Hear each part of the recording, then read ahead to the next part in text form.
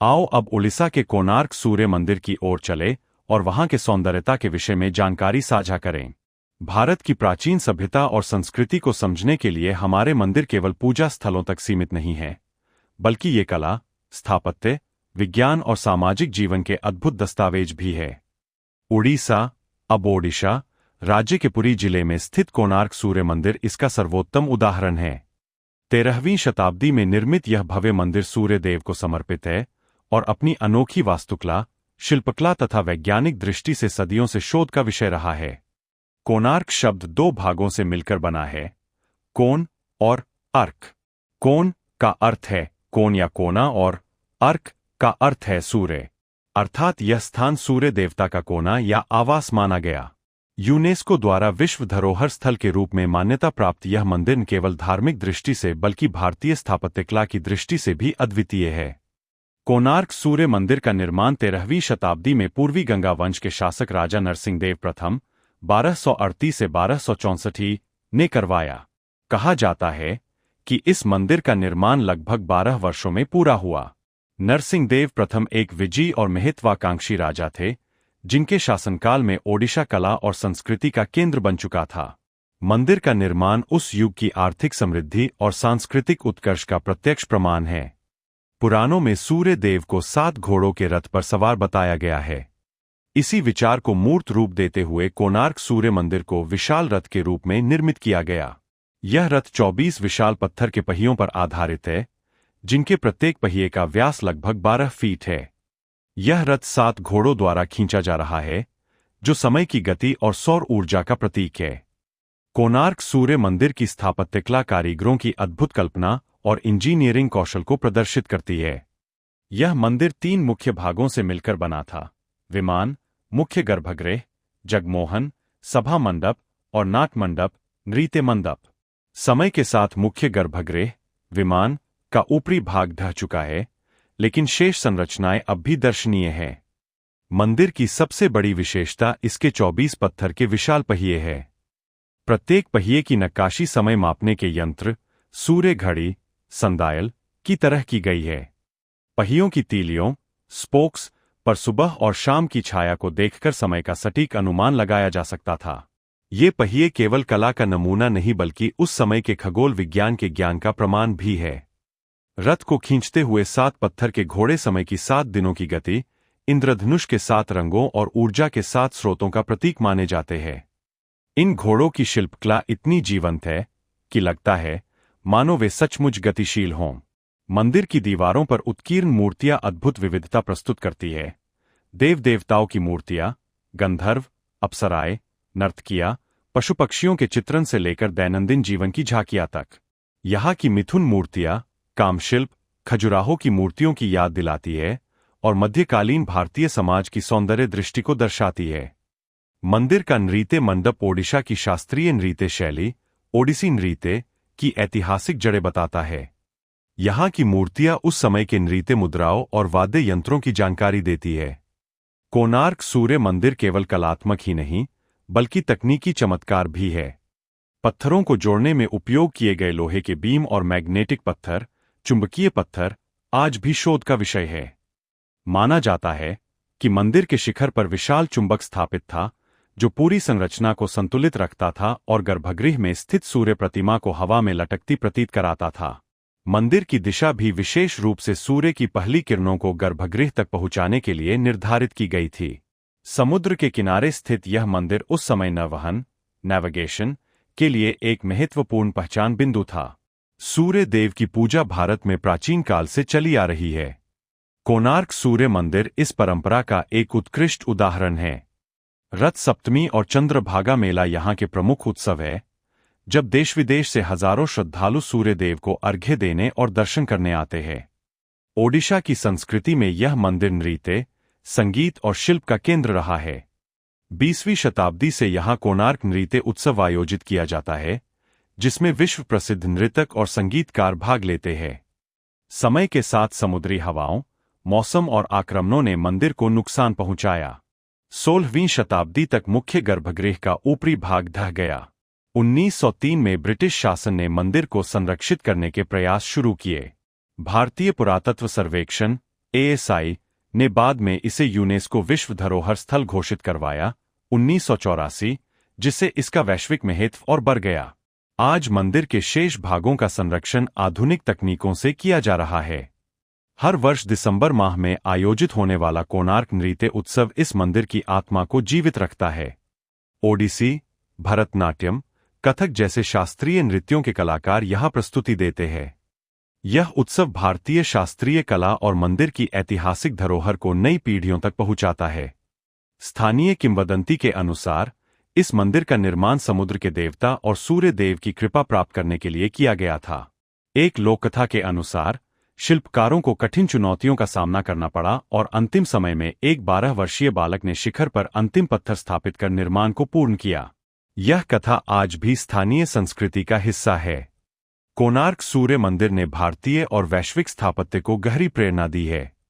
भारतीय reserve bank ने 10 रुपये के पुराने नोट पर मंदिर के रथ के पहियों की छवि छापी, जो इसके राष्ट्रीय महत्व को दर्शाता है।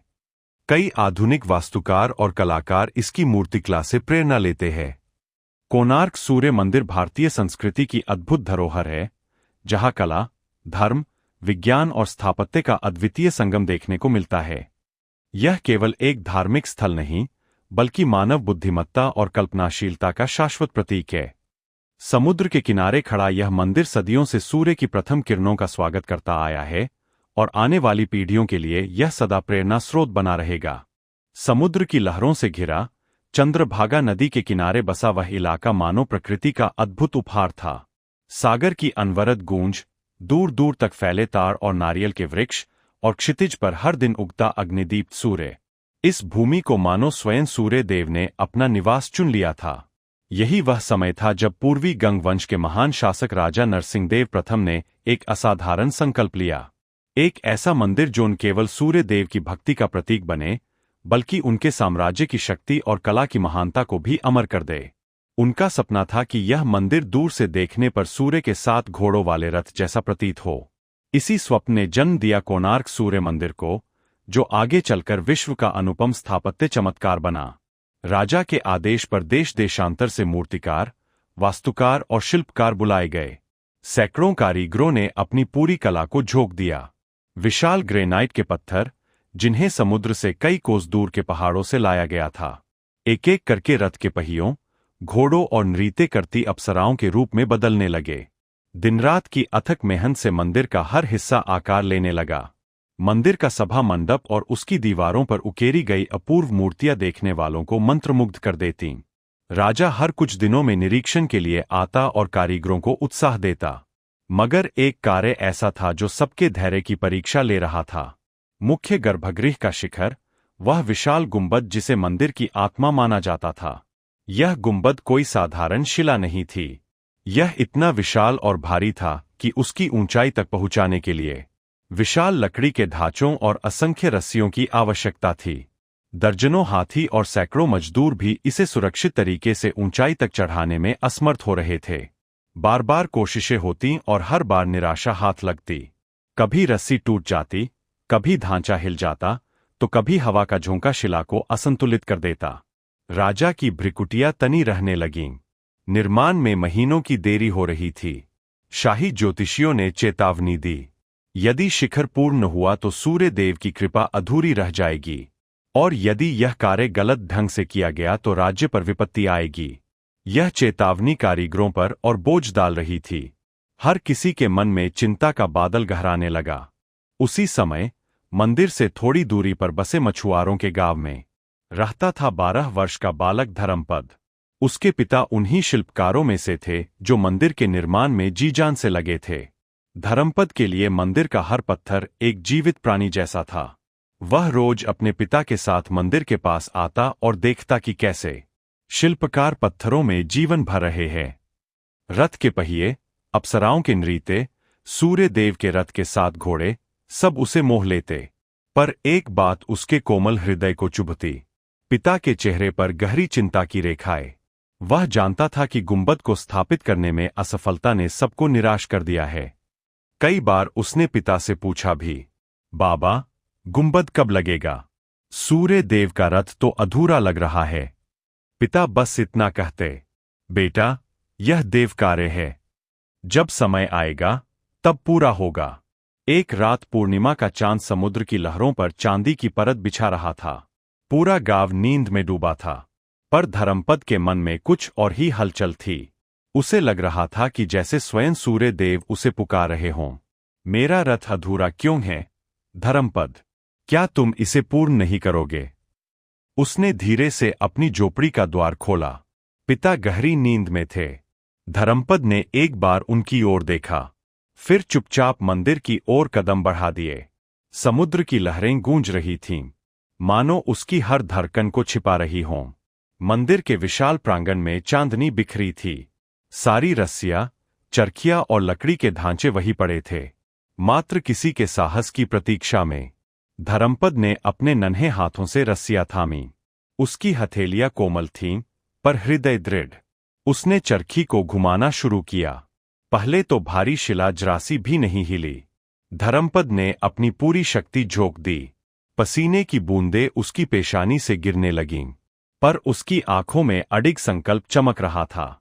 धीरे धीरे चरखी की घर घर गूंज उठी। भारी शिला हिलने लगी। धर्मपद ने पूरी रात बिना विश्राम किए रस्सियों को खींचा, चरखी घुमाई और शिला को ऊपर चढ़ाया। जब पूर्व दिशा में लालिमा फैलने लगी, उस क्षण शिला मंदिर के शिखर पर सटीक बैठ चुकी थी। सूर्य की पहली किरण जैसे धर्मपद के चेहरे पर पड़ी। वह मानो सूर्य देव के आशीर्वाद का स्पर्श था। भोर होते ही शिल्पकारों और मजदूरों ने देखा कि रातों रात वह अद्भुत गुंबद शिखर पर विराजमान है। सबकी आंखें विस्मय से फैल गईं। राजा नरसिंहदेव स्वयं दौड़कर आए। उन्होंने ऊपर देखा। सूर्य की सुनहरी किरणों में चमकता गुंबद मानो आकाश को चूम रहा था। राजा ने सबको आदेश दिया, देखो, यह किस चमत्कार से संभव हुआ। भीड़ में किसी ने धर्मपद के छोटे हाथों पर रस्सियों के ताजा निशान देख लिए। सभी की दृष्टि उस बालक पर टिक गई। राजा ने आश्चर्य और स्नेह से पूछा, पुत्र, यह कार्य तुमने किया इतनी रात में, अकेले? धर्मपद ने झुकी नजरों से उत्तर दिया, महाराज, यह मेरी शक्ति नहीं, सूर्य देव ने ही मुझे साहस दिया। उनका रथ अधूरा नहीं रह सकता था। दरबारियों और ज्योतिषियों के चेहरों पर अचानक गंभीरता उतर आई। वे फुसफुसाने लगे। दरअसल कई महीने पहले शाही ज्योतिषियों ने राजा को चेताया था, यदि गुंबद को चढ़ाने का कार्य किसी अज्ञात व्यक्ति द्वारा हुआ तो राज्य पर अनिष्ट का साया छा सकता है। अब जब यह कार्य एक अज्ञात बालक ने पूरा किया था, सबको वही भविष्यवाणी याद आई। राजा द्वंद्व में पड़ गए। एक ओर बालक की भक्ति और साहस, दूसरी ओर राजपंडितों का भय। भीड़ में चिंता और अशांति फैलने लगी। धर्मपद ने सबकी निगाहों में वह भय पर लिया। उसने समझ लिया कि उसका यहां रहना राजा के लिए संकट बन सकता है। वह चुपचाप सभा से बाहर निकला। सूर्य की किरणें अब समुद्र को सुनहरा बना रही थीं। धर्मपद ने दूर चमकती चंद्रभागा नदी की लहरों को देखा, मानो वे उसे बुला रही हों। उसके हृदय में कोई पछतावा नहीं था। उसने जो करना था, कर दिया था। सूर्य देव का रथ अब पूर्ण था। कहा जाता है कि वह धीरे धीरे नदी के किनारे पहुंचा। आकाश की ओर हाथ जोड़कर बोला, सूर्य देव, आपका कार्य अब पूरा है। यदि मेरे जीवन से किसी पर संकट आता है तो मुझे अपने पास बुला लीजिए। और यह कहकर धर्मपद ने चंद्रभागा की गहराई में छलांग लगा दी। लहरें उसे अपनी गोद में समेट ले गईं। जब लोगों ने खोजा तो उसका कोई पता नहीं चला। राजा स्तब्ध रह गए। उन्होंने मंदिर के प्रांगण में खड़े होकर सूर्य को प्रणाम किया। उनकी आंखों से आंसू बह निकले। वह आंसू उस बालक के लिए थे जिसने सूर्य देव के रथ को अपनी प्राण आहुति देकर पूर्ण किया था। कहते हैं, उस दिन से चंद्रभागा नदी की लहरें जब भी मंदिर की ओर आती है, उनकी गूंज में धर्मपद का साहसिक संकल्प सुनाई देता है।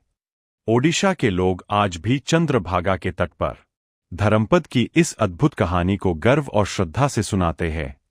माता पिता अपने बच्चों को बताते हैं कि सच्ची निष्ठा और साहस उम्र या शक्ति का नहीं, मन के विश्वास का परिचय है। कोणार्क सूर्य मंदिर का गुंबद आज भले इतिहास की मार से टूट चुका हो, लेकिन धर्मपद की यह गाथा आज भी मंदिर की हर शिला में जीवित है। समुद्र की हर लहर में मानो उसकी आवाज गूंजती है। सूर्य का रथ अधूरा न रहेगा।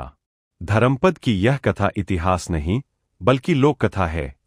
फिर भी यह दंतकथा कोणार्क सूर्य मंदिर को सिर्फ स्थापत्य का चमत्कार नहीं रहने देती, बल्कि उसे भक्ति, साहस और आत्मबलिदान का जीवंत प्रतीक बना देती है।